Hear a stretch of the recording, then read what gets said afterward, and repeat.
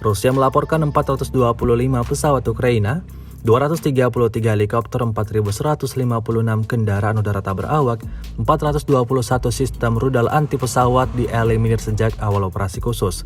Sementara itu dari kubu Kiev, Kementerian Pertahanan Ukraina melaporkan 580 tentara Rusia dieliminir dalam sehari terakhir. Total 199.460 prajurit Federasi Rusia meninggal sejak awal konflik hingga hari ke-446.